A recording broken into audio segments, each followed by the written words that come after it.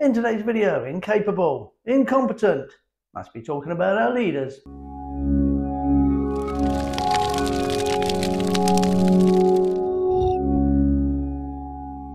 Hi, welcome to today's video. Thanks for tuning in. It's great to see you. I hope you're really well. Please remember to comment below after the video and hit the like button. If you haven't subscribed already, that would be fantastic if you did. Without further ado, let's get on with today's video, and it's all about not just our leaders in government, but generally our managers. Who will we follow? Will we follow people to the ends of the earth and back? Some leaders are followed and other leaders just have an inability to infuse people to do what they want. Let's take a look. So name a few leaders who we would all follow, and names such as Churchill, probably Branson, I would imagine, and Kennedy over in America are some of the names that may well make the list. But why are so many others just not there? Now, I do know that people like Churchill have a few skeletons in their cupboards, but I'm not going to compare that today with what happened many years ago, because I don't think it's right to do that anyway. This is more about what leaders are about today. Many of our managers and leaders at various levels seem incompetent, incapable, switching sides, changing track without just the drop of a hat.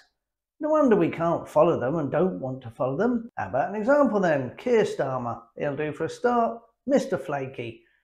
Back in the days of the Brexit referendum, totally against Brexit, hardened EU. Today, all Brexit. Actually, he voted at least 48 times against any Brexit issues that he could. He did everything to scupper the whole thing, but being a flaky leader, he just changed his tune, and no wonder. Why would anybody vote for him? Well, how about Liz Truss then? Into the Valley of Death rode the 500, but not in Liz's case. She was down there leading the charge with Kwasi. So, into the Valley of Death rode the 1 or possibly 2. Nobody seemed to want to follow her. She didn't have the confidence to take the people with her. Not that many people were actually that interested. Many people just seem to believe that politicians in particular are just far too wishy-washy. Along comes a breeze, jump ship, onto something else, move on. Well, that was yesterday, let's go into today. No wonder they're seen as incompetent and incapable. All they ever seem to do is just look for the next headline, and that's where they're headed. In our day-to-day job, for example, it seems that many people are promoted just because they've been in the job for a long time. Does that mean they're worthy? Does that mean they can do the job? Are they capable? And many times, in my experience, the answer is no. They have few people skills, don't get any management training, and very little management backup, just management hard pressing them to get on and do a job. But you can't get away from that cronyism, can you?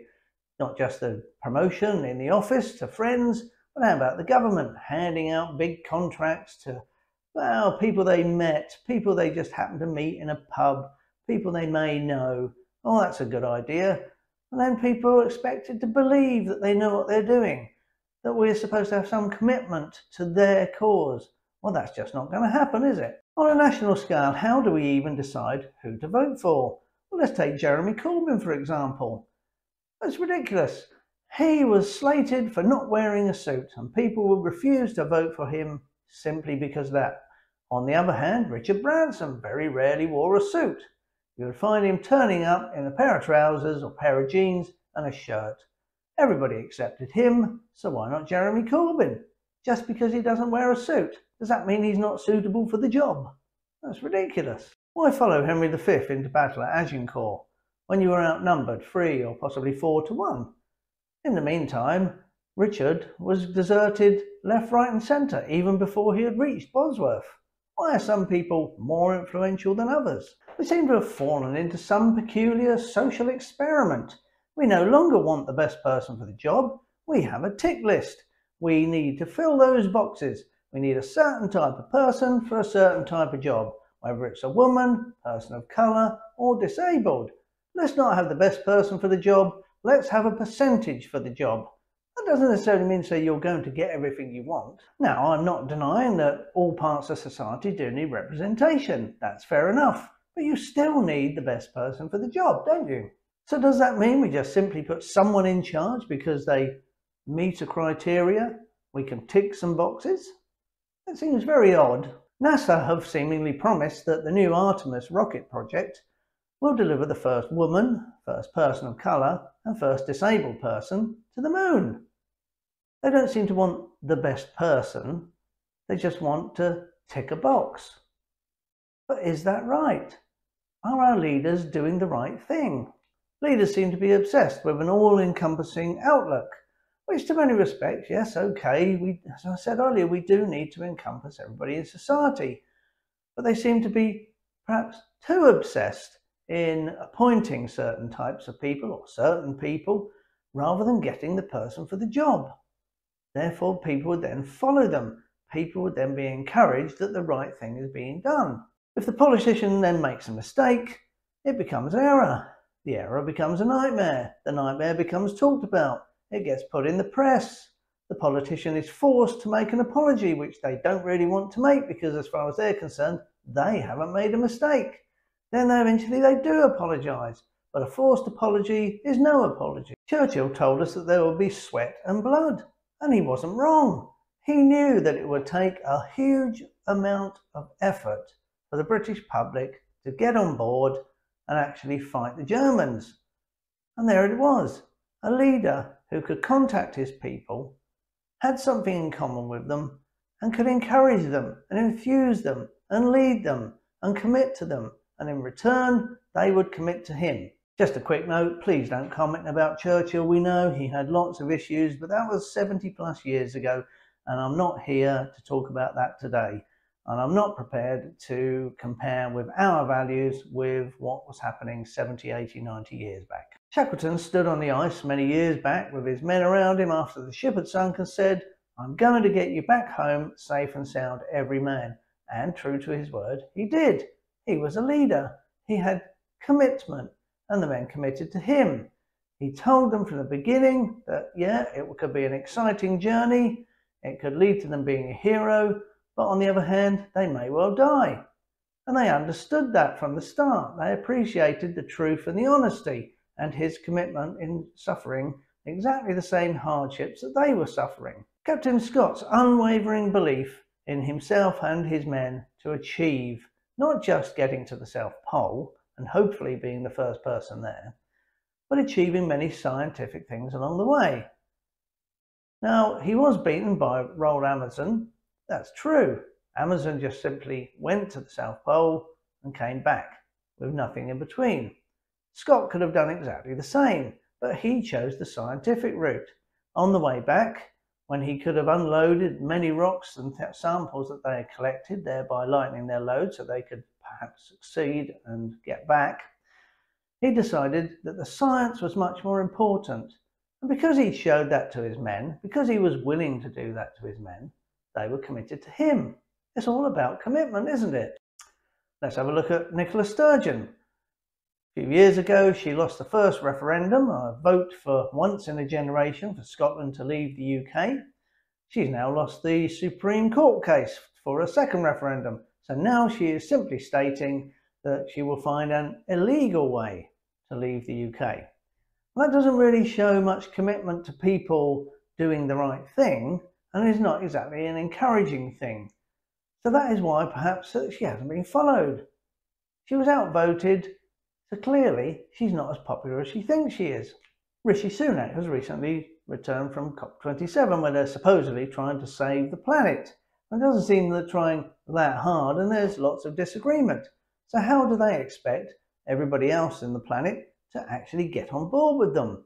And they're trying to achieve something, because all they keep seemingly doing is put more and more obstacles in each other's way. He also went to the G20 meeting, which was actually the G19, because one leader, Vladimir Putin, wasn't there for obvious reasons, the Russian-Ukraine war, and how probably unpopular he would be if he actually turned up. See, all these people tell us one thing and then do another. Don't fly anywhere, don't go anywhere, don't do this, don't use fossil fuels. And off they go on their aeroplane to meetings all around the world. Don't eat meat, go vegetarian, stop eating this, don't do that. And then, sure enough, on their menu for their meeting are things like beef and various fish. So why have I got to stop doing it? Why have you got to stop doing? Where's their commitment?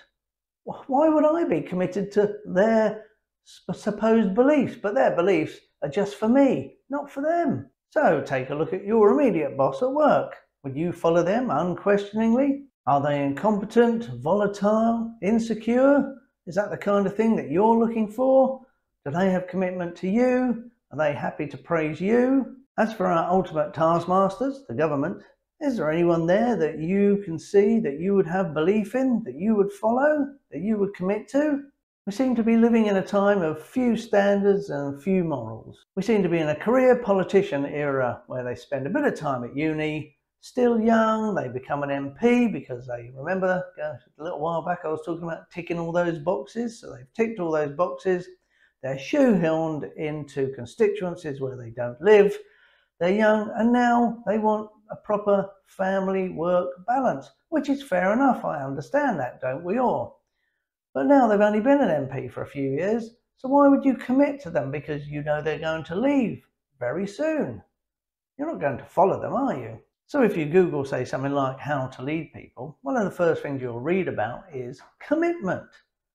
Well, is that the kind of word that springs to mind when you look at the current bunch of politicians? Another subject you'll read about is accepting blame. Accepting blame and politicians in the same sentence. So I'm going to try and avoid that one. But a politician accepting blame, rarely done. They're forced by ugly headlines into an apology. And as we already know, a forced apology is no apology. So if you've got neither of those, then you're pretty unlikely to be supporting your team, empowering people. I'm pretty sure by now you won't be wondering why leadership is so inept and that people won't be following them into any particular valley of death in any particular hurry. Why would you? The guy at the front has changed his mind, he's jumped ship, got on another one and sailed off in a totally different direction, leaving you abandoned. Thanks for watching. I hope you found that interesting. Please remember to comment. It would be interesting to see what you think. Remember to like the video, and if you haven't already, subscribe to the channel and check out the rest of the content. In the meantime, take care of yourselves and I will see you on the next video.